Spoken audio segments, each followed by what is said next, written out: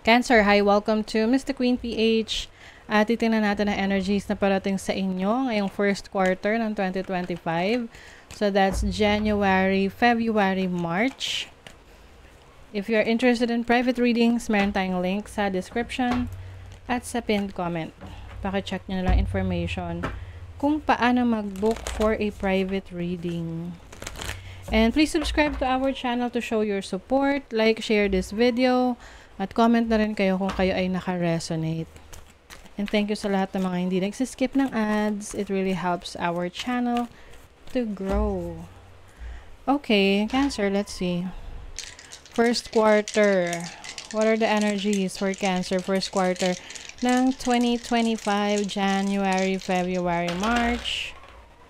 Okay, so you have the first house, moon in the first house. In Taurus, moon in Taurus in the first house. First house is about yourself. So, focus ka sa sarili mo, how you are going to improve yourself. Maari ring mas magiging connected ka sa yung emotions this time. Kasi yung iba, maaring hindi nyo masyadong pinapansin yung emotion nyo na parang dinidisregard nyo na kapag kayo malungkot, parang hindi nyo ina-acknowledge na malungkot kayo. Binabago nyo agad yung the way you show yourself to the world, but di pa din yung malungkot ka. So, nagkakaroon ka ng struggle, no? Pag ganon. But, I think ngayong first quarter ng 2025, you will focus on your emotions, you will acknowledge what you feel, kasi this is about you taking care of yourself. So, alam mo na you are responsible para sa sarili mo, para sa mga decision mo, para sa mga gagawin mo at ikakuunlad mo, no? So, moon is you protecting your energies, taking care of yourself, nurturing yourself. Kung ano yung mga bagay na makakabuti para sa'yo. So, some of you maaring magkakaroon dito ng transformation kasi meron ditong Berkanu, which is about new beginnings. Okay? Maari ring meron ditong pregnancy for some of you if you are active sexually, no? Or pwede ring within the family na kapatid mo nagkaanak or magkaka-baby or whoever, sino mang member sa family. You are really very protective. You're going to be very protective of yourself, of your energies. Mas magiging maingat ka sa mga gagawin mo, sa mga kilos mo, sa mga plano mo. Hindi ka gagawa ng mga reckless na desisyon na hindi pinag-isipan. I see you focusing on improving yourself. Yung iba sa inyo pwedeng may paglipat ng bahay, paglipat ng trabaho, dahil nahanap mo kung saan ka mas magiging masaya or saan ka mas magiging feeling safe. So, yung iba, kung kayo ay lilipat ng bahay, hahanap kayo ng bahay na masasabi nyo sa sarili nyo na, safe ako sa lugar na to, safe ako sa bahay na to. You also have Canas. Canas is about creativity. So, you are going to be more creative ngayong first quarter ng 2025. Marami kang mga ideas ngayon na pwede mong magamit para mapaunlad yung sarili mo in terms of your career, your business, or your talents, no? Na meron tayong mga innate na talents na andyan na siya simula nung pinanganak ka, and habang lumalaki ka, yun ay nade-develop. And yung iba, hindi nyo pa nade-discover. So, it's time for you to discover that kasi you are going to see yourself in a different perspective, no? Yung parang para kang bagong pinanganak, ganon. Kasi because of this new beginnings for you. So, yung iba, magkakaroon kayo ng glow up, you will take care of your needs in so many ways, in so many levels. So, maganda siya kasi you will be able to attract new opportunities dahil sa mga gagawin mo na changes. Okay, let's see what else for Cancer. First quarter ng 2025.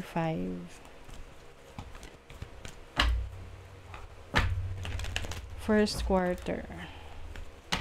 So this is your overall energy, your challenge, opportunity, your focus, and your blessing. Okay. The Hanged Woman as your overall energy, like what I mentioned kanina, ito yung perspective mo sa buhay. You are seeing things differently. Yung iba sa inyo, nagkakaroon kayo ng spiritual awakening. Nare-realize nyo kung ano yung mas importante sa inyo, kung ano yung dapat yung mas pagtuunan ng pansin. As a challenge, you have the Ace of Pentacles. So, yung iba sa inyo, maaring medyo magiging challenging sa inyo yung pagsisimula. Let's say, pagsisimula ng bagong trabaho, bagong business, or bagong project. Especially if it's a creative project. Or pagsisimula ng bagong buhay sa isang bago mong bahay. 'Di ba? But, meron kang sapat na kailangan mo na resources para makapagsimula. So, you don't have to worry about it. Okay? And then, your opportunity, 10 of Cups. This is about happiness, fulfillment. You have the opportunity to spend more time with your loved ones, no? Kung kayo ay, noong mga nakaraan, hindi kayo masyadong nakapag-spend ng oras, panahon sa mga mahal nyo sa buhay, lalo na yung mga nasa abroad. At kung kayo may balak ng umuwi sa hometown ninyo, sa family ninyo, you will have a wonderful experience with your loved ones ngayong first quarter ng 2025.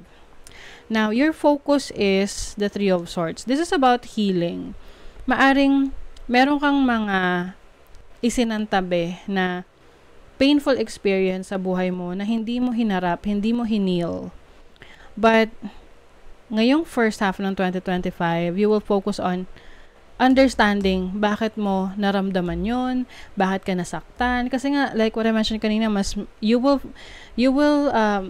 focus on your emotions. You will acknowledge your emotions. Iko-confront mo yung emotions mo. Hindi mo na siya iiwasan. So, you will have the opportunity to finally see kung ano yung pinanggalingan ng pain. Kasi kung naiintindihan mo yon, mas madali na mag-move on, mas madali na maka-recover. And then your blessing is the Nine of Swords. So, as a blessing, it's like reversing the energy kasi it's a blessing. So, yung mga overthinking mo, yung mga bagay na gumugulo sa isip mo, this will be removed. No? For some reasons, magkakaroon ka ng peace of mind. I think yung reason na yan is you loving yourself more. Okay? Mas mamahalin mo yung sarili mo ngayon. Okay, let's see what else. At I think, mas iiwas ka na rin sa mga overthinking. Uy, may adventure ka. Wow. So, travel opportunities for you. Yung iba sa inyo, may experience nyo yung pagsakay ng yate or pagta-travel through boat. And nangyayari na siya ngayon or anytime soon. Inventor Gavel. So, yung imagination mo talaga, dadalhin ka sa iba't ibang opportunity dyan. No? Maraming opportunity na darating sa'yo dahil sa creativity mo, sa imagination mo. And I also see you na mas makikilala ka. People will recognize your talents, your skills.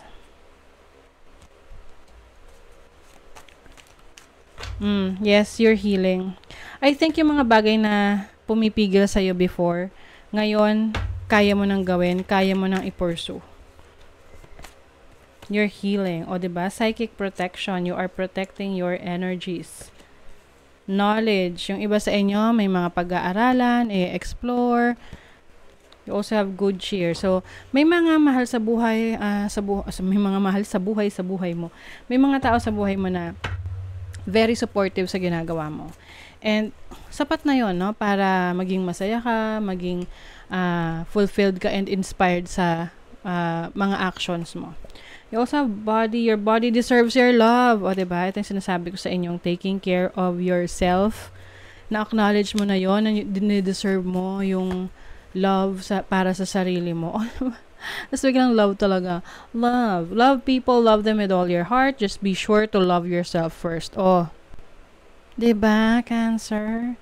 Kasi, minsan yung iba sa inyo, you have so much love to give na binibigay nyo sa iba, nakakalimutan nyo yung sarili nyo. So, this time, you owe it to yourself, no, na asikasuhin yung sarili mo muna. Para mas meron kang maalagaan na iba at makapag-share ka ng happiness mo sa iba. Okay? So, that is your reading, Cancer. Thank you so much. See you again.